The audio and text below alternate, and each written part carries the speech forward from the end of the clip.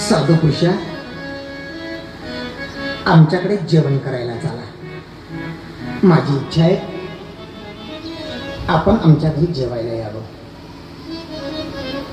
साधू पुरुषाने सांगितलं की मी जेवायला येईल, पण माझी एक आट आहे.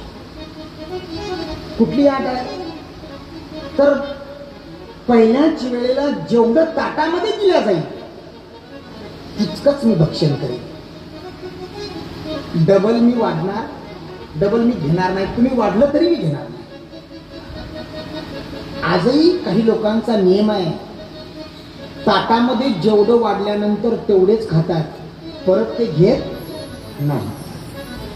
बरं, दुसरी अशी आट आहे, जे ताटामध्ये वाढलेलं आहे ते अगोदर नैवेद्य म्हणून मी तो भगवंताला दाखवेल आणि मग तो प्रसाद म्हणून मी ग्रहण करेन.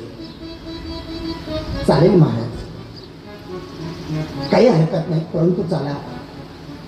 साधू पुरुषाला घरी आणलं त्या महाराजांनी, त्या दादांनी पदपूजा केली.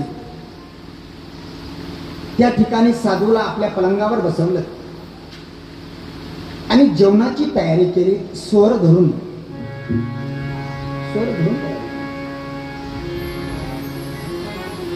जेवणाची तयारी झाली. सुंदर रांगोळी काढली. पंच पक्वान्न साधूबाला जेवणासाठी दिले. साधूबाची आठ होती की परत मी काहीच घेणार नाही, म्हणून मग त्या श्रीमंत दादांनी, सज्जनांनी एवढं ताटात वाढलं की साधूबा जेवून तृप्त होणार. भलं मोठं ताट आहे. ती पत्तरवाळी नाही बरं, ती पत्तरवाळी वास मारते की नाही. पहिलीच टाकली ती पत्तरवाळी.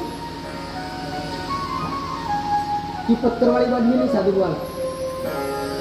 सुंदर असं ताट आहे. त्या ताटामध्ये 2 वाट्या आहे. सुंदर समोर रांगोळी काढलेली आहे. भगवंताने पाहावं त्या जेवणाला. साधूबाने ते जेवण पाहिले आणि खुश झाले साधूबा.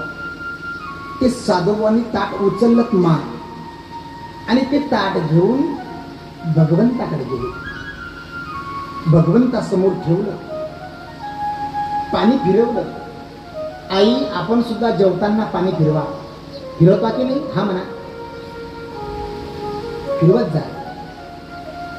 कारण पाणी जर फिरवलं ना तर एखाद्या वेळेला आपल्या घरामध्ये बारीक बारीक मुंग्या निघतात.